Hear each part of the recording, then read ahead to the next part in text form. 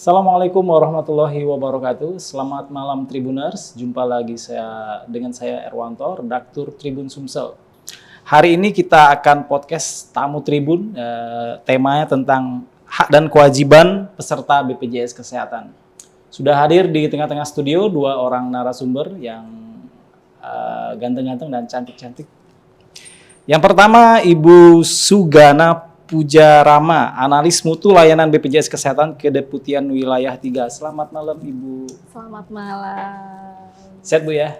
Sehat alhamdulillah. Di sebelah Ibu Sugana ada Pak Angga Wijaya, staf SDM UK Kedeputian Wilayah 3. Selamat malam Pak Angga. Selamat malam Mas Wawan. Sehat Pak ya? Sehat alhamdulillah. Hari ini kita mau ngobrol santai soal BPJS Kesehatan yang sehari-hari banyak dipakai masyarakat ya. Tema besarnya tentang hak dan kewajiban. Mungkin dari nol dulu ya. BPJS Kesehatan tuh apa sih kayak itu? Terus layanannya meliputi apa saja itu? Bisa dijelaskan nggak? Tentu ada di masyarakat yang belum jadi peserta gitu ya. Manfaatnya apa itu? Silakan. Jadi BPJS Kesehatan itu merupakan badan penyelenggara jaminan kesehatan. Jadi itu memang kita bertanggung jawab terhadap Presiden untuk menjalankan jaminan kesehatan bagi peserta di seluruh masyarakat Indonesia seperti itu. Jadi sifatnya memang wajib Mas. Kenapa wajib? Karena memang kita berprinsip dengan gotong royong semua tertolong. Jadi dengan semuanya wajib sehingga iurannya tidak terlalu besar seperti itu. Kemudian BPJS Kesehatan ini juga produk kita yang sering dibilang saat ini kan ada misalnya Kartu Indonesia Sehat itu sebetulnya betul. Identitas ya. Dan produk kita ya tentu saja memberikan jaminan kesehatan bagi masyarakat Indonesia sesuai indikasi medis tentunya. Iya. Terus untuk jadi peserta itu ada yang belum nih. Oh, iya. Pasti ada elemen masyarakat kawan-kawan kita yang belum jadi peserta itu. Nah, untuk jadi peserta itu syaratnya apa aja sih? Oh, gampang saja sih. Yeah. Cukup KTP. Kemudian kalau misalnya yang bayar iuran sendiri itu ada membawa rekening bank pemerintah BUMN, jadi seperti BRI, BNI, BTN, BCA seperti itu. Dengan KTP atau KK itu aja sudah cukup. Sekarang kan ada aplikasi di HP, Bu ya. Betul. Nah, berarti harus punya smartphone dong. Ya, kalau sekarang kan memang kita sudah beralih ke dunia digital ya, Mas ya. Jadi memang kita ada memudahkan sebetulnya aplikasi dalam genggaman. Jadi namanya Mobile JKN. Nah, di Mobile JKN itu kita bisa tahu status kepesertaan kita, kemudian fasilitas kesehatan kita di mana, ada yang namanya kartu digitalnya juga atau KIS digital, kemudian ada screening riwayat kesehatan di situ. Jadi banyak fitur-fiturnya dan sekarang Mobile JKN itu sudah canggih, sudah ada AI-nya. Oh, ada AI ya? Ada AI-nya, jadi bisa ngobrol sama AI-nya, bertanya gitu tentang apa-apa yang ingin diketahui tentang sebelum BPJS. Bertanya ke dokter gitu ya? Iya, boleh. Gitu ya. Jadi lebih kepada terkait syarat-syarat pendaftaran, segala macam tentang BPJS Kesehatan sih sebetulnya AI-nya gitu. Boleh download dulu meskipun belum daftar gitu ya? Tanya-tanya gitu ya? Download tapi nggak bisa login ya kalau Oke. Nah, ada kelas-kelas, benar nggak sih? Ada kelas-kelas. Nah, ini bisa dijelaskan nggak sih? Perbedaan kelas-kelas itu apa sih? Jadi kita memang untuk kelas itu kelas perawatan yang membedakan ya. Jadi kalau misalnya peserta yang membayar iurannya secara mandiri, dia membayar boleh di kelas 1 dengan iurannya 150.000 per jiwa per bulan. Kemudian kelas 2 100.000 per jiwa per bulan dan yang kelas 3 itu di 35.000 per jiwa per bulan. Nah, itu dia yang membayar iurannya. Dan itu wajib dalam satu KK didaftarkan Pak ya kelas-kelasnya. Nah, perbedaannya apa saja di kelas 1, kelas 2, kelas 3. Nah, itu sebenarnya cuma pada saat rawat inap saja. Jadi kalau misalnya dirawat di rumah sakit, kan itu ada kelas nih. Betul. Kalau kelas 1 dia misalnya 2 bed gitu ya, dalam satu ruangan. Misalnya kalau misalnya kelas 3 sekian bed dalam satu ruangan. Itu saja perbedaannya hanya fasilitas sarana prasarana. Tapi kalau misalnya obat-obatan, kemudian seperti misalnya operasi, sama aja semuanya sama. Tidak membedakan mentang-mentang kelas 1 kemudian operasi sesar jadi benangnya lebih panjang gitu ya, enggak. Semuanya sama, hanya perbedaan terkait fasilitasnya saja. Berarti kalau orang yang suka rame-rame kelas 3 aja, Iya. ya, misalnya ruangan suka rame-rame ngobrol. Oke. Nah, tema besar kita hak dan kewajiban. Kalau udah jadi peserta, hak dan kewajibannya apa?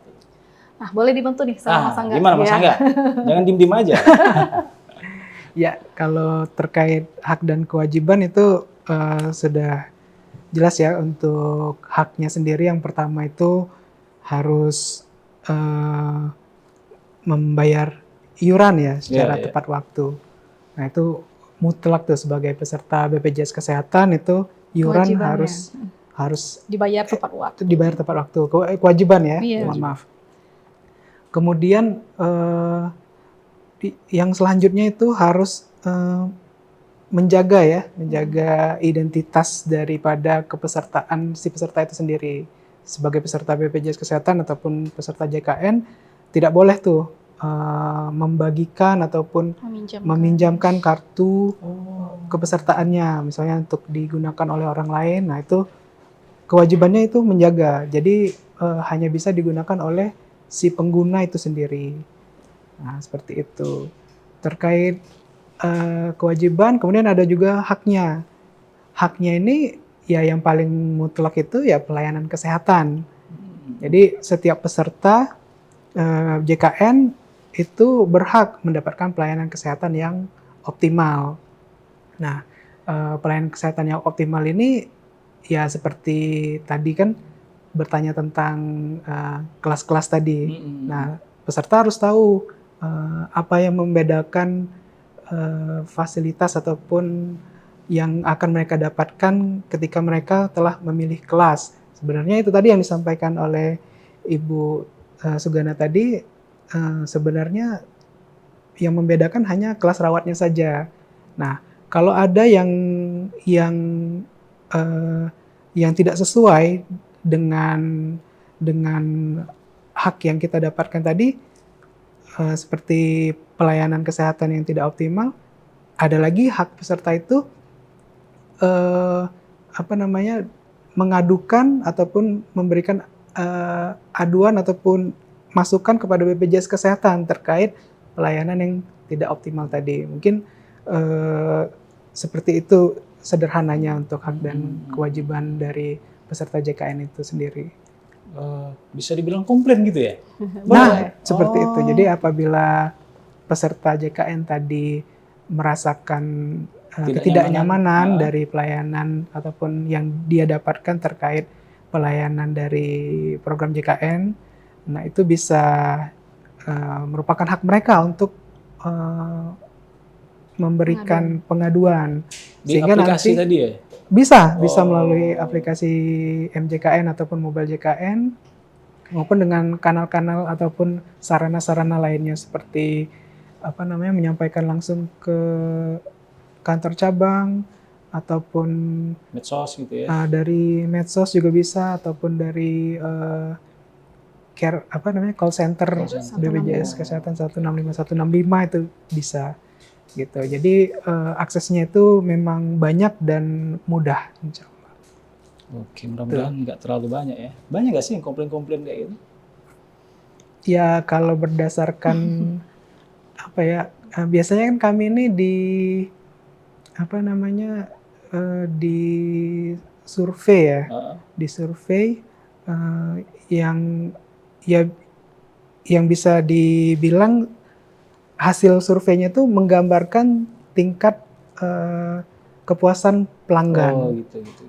Dan untuk hasilnya sendiri itu ya bisa dibilang di atas target ya, ataupun ketetapan yang sudah ditetapkan oleh manajemen setiap tahunnya. Mungkin nanti Bu Gana bisa menjelaskan lebih detail lagi tentang capaian daripada hasil survei kepuasan pelanggan tersebut terhadap layanan JKN tadi. Nanti itu yang expert ya yang belanja. Ini saya back pertanyaan dari pemirsa. Kalau punya KIS atau punya JKN, berobat gratis itu bisa di mana aja, Bu? Oke, jadi kalau misalnya BPJS Kesehatan ini kan lingkupnya seluruh Indonesia. Betul. Jadi kalau misalnya peserta JKN tentu saja bisa berobat di seluruh Indonesia. Tapi ada syarat ketentuannya. Tentu saja yang pertama mengikuti ketentuan prosedur. Jadi kalau misalnya sakitnya biasa-biasa saja, berobat di Vaskes tingkat pertama, contohnya puskesmas, klinik, dokter keluarga gitu kan. Nah kalau misalnya sudah gawat darurat, itu baru di rumah sakit. Nah apakah bisa dipakai nih di seluruh Indonesia? Iya. Jawabannya bisa. Nah kalau seandainya sedang berpergian misalnya atau sedang menjalankan tugas, kita bisa berobat di tempat kita tersebut. Misalnya kalau di sini Palembang, kemudian kita berkunjung ke Jakarta, baik itu mau tugas ataupun liburan, ternyata sakit. Nah, Iya. kalau misalnya sakitnya biasa-biasa saja, carilah fasilitas kesehatan tingkat 1 yang kerjasama dengan BPJS Kesehatan. Jadi bisa dipakai, identitas cukup dengan KTP saja, gitu. Kalau di Palembang kan dipakai aplikasi kan, nah berarti terdaftar ya istilahnya di Vaskes 1 di Iya. mobil JKN. Kalau kita keluar kan nggak ada Vaskes 1 di HP kita. Oh iya, jadi kita kan sifatnya kalau BPJS Kesehatan, kalau bahasa kerennya itu portabilitas ya. Jadi kita bisa dipakai di mana saja. Yang penting bawa KTP, Bawa KTP. sudah terdaftar aktif. Lebih baik lagi kalau ada aplikasi mobil JKN. Nah jadi mitra-mitra kita kayak fasilitas kesehatan tingkat pertama itu dia kalau di luar kota memberikan kesempatan 3 kali gitu berobat maksimal. Oke. Tapi kalau seandainya sudah sering itu pindah ke tempat itu berarti kan kita sudah pindah domisili ya, sudah menetap ataupun sudah lama di tempat tersebut. Tapi kalau seandainya dalam perjalanannya gawat darurat, itu langsung saja ke UGD rumah ya? sakit gitu. Jangan ragu-ragu dan sebutkan bahwa Anda adalah peserta JKN gitu. Karena tidak bisa di tengah-tengah, Mas. Kalau misalnya dari awal sudah mengaku bahwa peserta umum, maka kita tidak bisa kembali lagi menjadi peserta JKN gitu. Jadi di awal harus menyatakan bahwa peserta JKN. Nah, bagaimana kalau nggak ada identitas gitu ya misalnya? Mana tuh? Nah, identitas kan KTP, cuma kalau kita lupa bawa KTP nih misalnya ya, kita dikasih kesempatan 3 kali 24 jam hari kerja untuk membuktikan identitas kita kalau misalnya kita ini memang peserta JKN. Gitu. Jadi ngomong aja, saya ini sebetulnya peserta JKN. Jadi rumah sakit nanti memasukkanlah pasien itu sebagai pasiennya JKN yang akan ditanggung dari BPJS Kesehatan gitu. Meskipun pakai KTP elektronik itu ya pakai. Ya kita Bisa cuma ya? butuh nomor induk nomor kependudukan aja. Nah itu itu semuanya aja serba ya. online ya sekarang. Jadi Oke. ketika diketik nanti di aplikasi rumah sakit Oke. langsung terlihat terdaftar atau tidak, aktif atau tidak. Penting diapalin gitu ya. Iya boleh, tapi tetap bawa lah ya untuk, Oke, siap, dokumen pendukung gitu ya. Next pertanyaan nomor 2 ini. Saya lupa bayar iuran beberapa bulan. Apa bisa tetap dipakai itu kartu fasilitasnya? Jadi kalau BPJS Kesehatan itu ketika aktif langsung bisa dipakai. Jadi kalau seandainya kita lupa bayar iuran berarti statusnya tidak aktif. Tidak aktif. Bisa dipakai kalau langsung dilunasi. Oh. Saat itu juga. Jadi kita real time tapi kita masih ada karena kita bayarnya juga ke bank gitu ya. Ada space waktu lah ya beberapa supaya kita dia online. Tapi sebetulnya kalau kita bayar sekarang sih bisa dipakai sekarang gitu. Meskipun nggak dibayar lama ya, setahun gitu bisa ya? Bisa. Oke. Langsung bayar gitu. Berarti harus dibayarin 1 tahun itu ya? Iya. Oke. Dia langsung terakumulasi dan maksimal tagihan tunggakan yang kita tagihkan ke peserta itu cuma 24 bulan saja. Meskipun lama Meskipun ya? dia menunggaknya 3 tahun, 5 tahun dan kita cuman 24 bulan atau 2 tahun tunggakan plus 1 bulan berjalan. Gitu. Jadi misalnya sekarang bulan Desember gitu ya, berarti 24 bulan menunggak ke belakang plus Desember. Jadi lebih kurang totalnya tuh 25 bulan yang dibayar. Oke. Nah ini hampir sama dengan kalau pindah rumah atau pindah kerja, apa perlu lapor ke BPJS? Ngapain dulu nih, pindah rumah atau pindah kerja, mau pindah KTP gitu ya? Ya, gimana tuh? Tidak perlu. Tidak perlu ya? Sekarang cukup dalam genggaman di Mobile JKN aja. Jadi di Mobile JKN itu ada perubahan data peserta. Pindah fasilitas kesehatan tingkat pertama. Jadi cukup rubah di situ, diklik mau kemana, misalnya pada saat kita pindah rumah, di situ yang terdekat misalnya Puskesmas A gitu ya. Nah itu langsung kita rubah aja di situ. Jadi nggak perlu repot-repot datang ke kantor. Semuanya ada di Mobile JKN. Kalau pindahnya jauh misalnya? Sama ya? Jadi itu bisa kita pilih provinsinya di mana, kecamatan, kelurahan, terus vaskesnya apa, terus kita pindah. Gitu. Tinggal cukup klik aja. Kalau lagi liburan ke negara tetangga itu bisa nggak? itu tadi BPJS Kesehatan baru di Indonesia, Indonesia, ya, rasanya bisa ya. ya. Ya, semoga saja nanti ya sudah Iya, sampai bisa sampai berkembang. saat ini Baik, masih baik, di baik, Indonesia dulu, Mas. Nah ini udah ditanya tadi, apa hak saya sebagai peserta JKN tadi udah ditanya ya Oh, sama Pak iya. Angga ya. Siap. Nah pinjem kartu nih, mau tetangga misalnya nggak punya kartu, mau berobat, itu boleh nggak sih? Wah, nggak boleh Mas Angga ya? Nggak boleh. Nggak boleh. Nggak boleh. Jadi seperti yang tadi kita sedikit bahas ya tentang hak dan kewajiban. Salah satu kewajiban peserta itu menjaga identitasnya. Jadi kartu walaupun KTP, sekarang ya KTP. sekarang kan tidak diterbitkan lagi ya Iya. kartu dalam bentuk fisik. Jadi hanya dengan mengakses NIK saja itu sudah bisa mendapatkan pelayanan kesehatan. Sehingga kalau kita ibaratnya meminjamkan tadi ya, artinya kita menyalahgunakan, dan itu sudah diatur dalam Undang-Undang Perlindungan Identitas Diri kan. Jadi kalau kita menyalahgunakannya ya otomatis kita secara langsung melanggar, dan itu bisa dikenakan sanksi, macam-macam sanksinya. Apa bisa tuh? dari ya kalau memang pelanggarannya berat kan itu di undang-undang ada ketentuannya, bisa ada sanksi secara hukum kalau memang ada indikasi pelanggaran hukum di situ.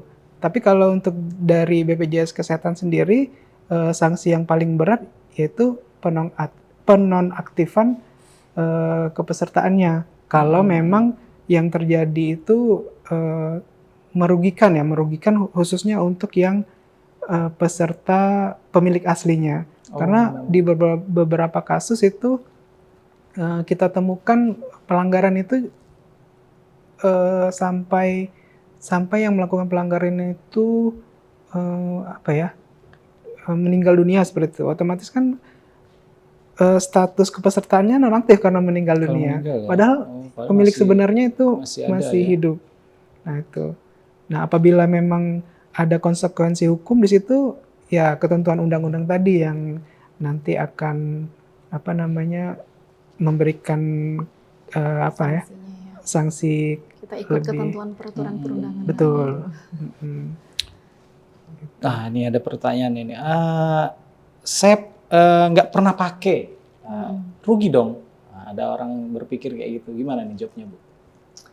Nah itu rugi dalam sisi mungkin karena dia mengeluarkan iurannya setiap bulan gitu ya. Jadi seolah-olah saya membayar tapi saya tidak dapat manfaatnya. Nah itulah keunikan JKN ini sebetulnya Mas. Jadi JKN ini kan pada prinsipnya adalah merupakan asuransi sosial. Terus kemudian kita ada tagline dengan gotong royong semua tertolong tadi. Jadi kalau seandainya kita sudah bayar iuran yang kita bayarkan itu adalah digunakan untuk membantu yang sakit tadi. Jadi contoh nih kita misalnya kelas 3, 35.000 gitu ya. Kemudian kita bulan berikutnya menggunakan BPJS itu. Padahal secara iuran, secara hitung-hitungan kan kita baru bayar sekali gitu kan ya. Dari mana kita untuk menutupi biaya pengobatan yang selanjutnya gitu. Nah, itulah dari iuran-iuran peserta yang lain. Jadi sebetulnya ketika kita mengiur itu bukan serta-merta manfaatnya untuk diri kita sendiri, tapi untuk orang lain. Jadi kalau kita tidak memakai, kita insya Allah mendapatkan pahalanya dari yang lain yang menggunakan. Gitu. Oke. Nah, ini pertanyaan nomor 7. Apa manfaat tahu hak dan kewajiban? Oh sangat banyak pasti ya. Tuh? Jadi kalau misalnya kita tahu hak kita apa, jadi pada saat kita berobat contohnya, kita tahu bahwa oh kalau saya ini punya hak di kelas 1, berarti ketika saya dirawat inap, berarti saya berada di kelas 1. Nah kemudian saya tahu bahwa di BPJS Kesehatan itu harusnya tidak ada yang namanya iur biaya atau biaya-biaya lain yang dikenakan yang tidak sesuai ketentuan. Nah jadi kalau seandainya kita tahu, kita juga bisa mengingatkan mungkin ke mitra ya, ke Vaskes misalnya bahwa oh saya kelas 1 gitu ya. Kemudian harusnya saya ini di kelas 1. Kenapa diturunkan di kelas 2 misalnya seperti itu gitu kan.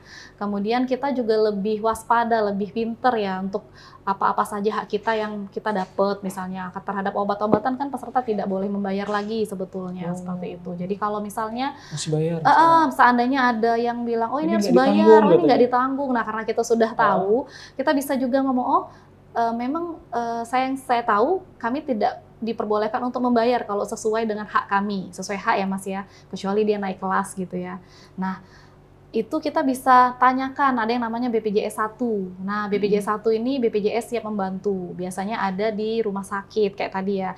Tapi kita sifatnya mobile, jadi kalau misalnya ada kendala bisa lihat poster-poster yang ada di rumah sakit. Itu ada namanya BPJS 1, BPJS Kesehatan, itu ada nomor teleponnya, itu bisa ditelepon kalau ada kendala terkait BPJS Kesehatan. Tapi kalau misalnya terkait administrasi rumah sakit, kemudian misalnya keramahan atau misalnya kamar penuh segala macam, itu boleh ditanyakan di PIPP-nya yang bagian rumah sakit. Karena kan rumah sakit juga ada petugas pemberi informasi dan penanganan pengaduan juga, Mas. Jadi kalau ada pengaduan-pengaduan sifatnya dari orang rumah sakit standby, kita juga standby. Jadi kita berkolaborasi seperti itu. Oke.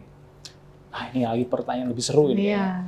Kamar penuh, isu kamar penuh. Nah, Oke. itu gimana tuh Ibu jawab? Suka Kamar penuh sesuai haknya ya, tentu Betul, saja. betul. Misalnya dia berobat ke rumah sakit, kemudian dia kelas 1, tiba-tiba di rumah sakit tersebut penuh. penuh. Kalau misalnya penuh itu, kita ada beberapa solusi. Yang pertama, kalau memang kita menginginkan tetap di kamar kelas 1, itu bisa dirujuk ke rumah sakit lain yang ada kamar kelas 1-nya. Jadi rujukan antar rumah sakit seperti itu. Atau kalau seandainya peserta kita itu juga memiliki hak untuk dititipkan ke kamar 1 tingkat lebih tinggi, paling lama 3 hari. Misal nih, tidak tersedia di kelas 1 ya, ternyata ada VIP yang kosong. Nah, itu boleh kita dititip di situ tanpa iur biaya maksimal 3 hari. Nah, tapi kalau misalnya pada saat hari kedua, kamar kelas 1 itu tersedia, maka kita wajib kembali lagi ke sesuai hak kita. Gitu. Nah, kalau seandainya kita diturunkan, ternyata rumah sakit mengatakan bahwa kelas 1 tingkat di atasnya juga penuh gitu ya. Terus bagaimana? Nah, itu kalau misalnya pasien tidak ingin turun, silakan dirujuk ke rumah sakit lain seperti itu. Oh, turun boleh ya? Ya kalau seandainya kan hak dia kan kelas Iya, 1 kelas seperti 1 itu ya. Nah, kalau misalnya memang benar-benar tidak ada, nah nanti itu dari pasiennya tergantung. Kalau seandainya memang ya saya tetap mau kelas 1 ya tetap ini dirujuk gitu. Oke. Kalau ada suka bisa nggak saya upgrade kamar gitu? Nah, itu gimana, Bu? Nah, kalau di peserta JKN ini ada beberapa segmen peserta yang bisa upgrade, ada yang nggak bisa. Jadi kalau seandainya dia termasuk dalam kategori PBI atau penerima bantuan iuran yang dapat dari pemerintah, KIS itu ya? yang gratis gitu ya, tiba-tiba dapat dari Kades atau camat gitu ya, dan tidak mengeluarkan biaya, itu tidak bisa naik kelas. Jadi karena memang itu kan sifatnya dibantu, jadi maksimal di kelas 3 saja. Sama juga dengan orang yang membayar iuran yang kelas 3. Jadi dia juga cuma bisa sampai kelas 3 saja, tidak bisa naik kelas. Nah, tapi kalau seandainya peserta yang pekerja penerima upah, baik itu di ASN gitu ya, atau misalnya pekerja swasta, atau yang membayar iuran pribadi, yang minimal kelas 2, itu bisa naik ke kelas-kelas selain di atasnya gitu. Nah, selisihnya itulah yang dibayar oleh peserta. Boleh. Kelas 2 kita bayar, tapi pas dirawat saya mau di VIP gitu ya, atau saya mau di kelas 1 silahkan, nanti selisihnya ditagihkan ke peserta. Oh, bisa berarti ya? Bisa. Tapi ada catatan gitu ya? Iya, karena kan dia nge-upgrade ya, pasti ada biaya-biaya upgrade gitu. Nah, ada batasan nggak sih orang berobat pakai fasilitas ini? Misalnya saya mau berobat tiap hari gitu, bisa nggak tuh? Oke. Kalau memang penyakitan tiap hari oke. Nggak masalah apa-apa ya, gitu ya.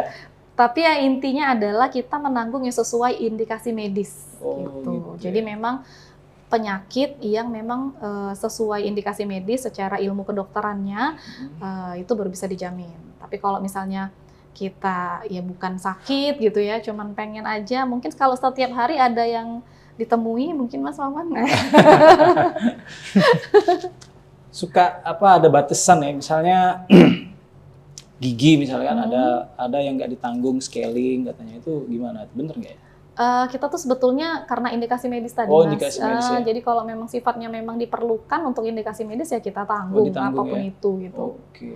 Tapi kalau memang Apapun juga ya? kenyamanan gitu ya, itu nggak ditanggung.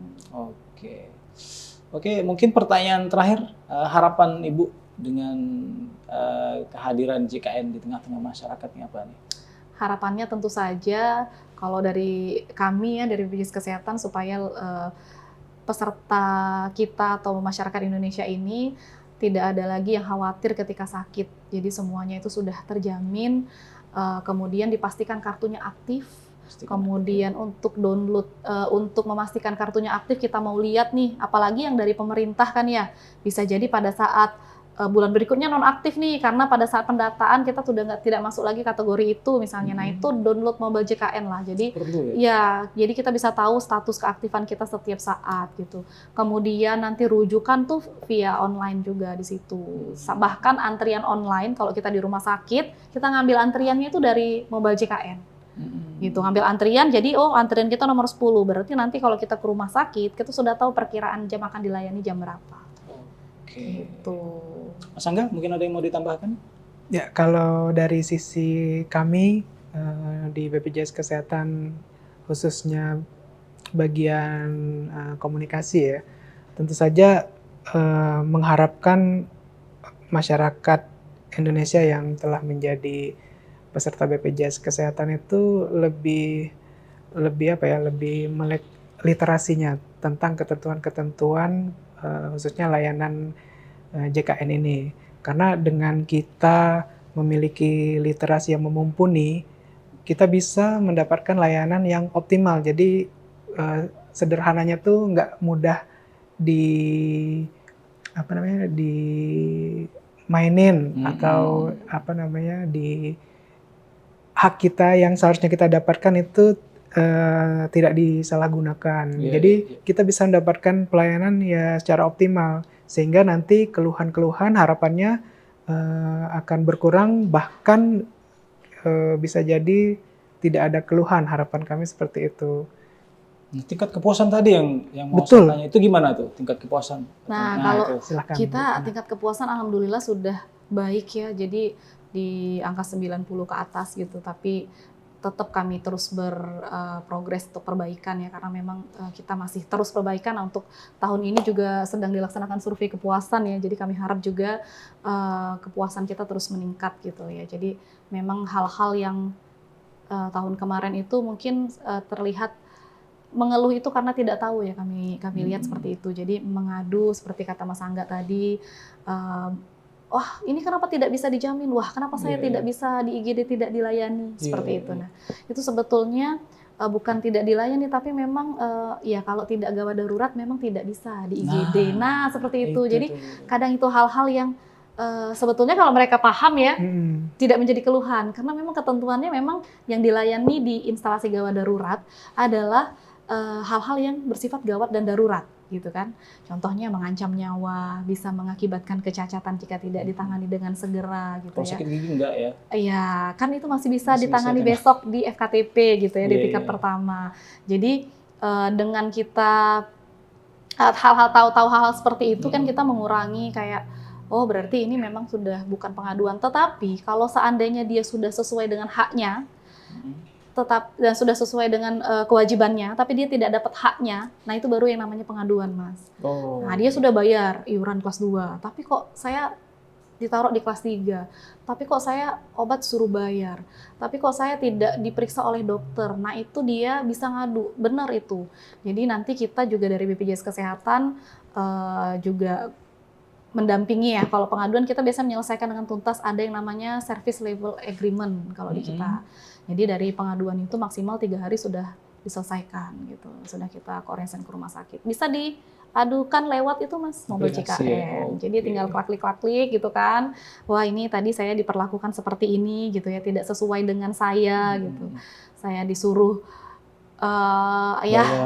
disuruh bayar gitu kan. Nah, itu boleh diadukan di situ. Kalau sudah sesuai dengan kewajiban tidak mendapatkan haknya. Oke, terima kasih banyak Bu Sudana Mas dengan Pak Angga. Terima kasih banyak sudah hadir di studio ya. Ya. Ya, demikian Tribuners bincang-bincang kita tentang hak dan kewajiban peserta mobile JKN. Mudah-mudahan kita bisa jumpa lagi dengan tema-tema yang lebih menarik. Wassalamualaikum.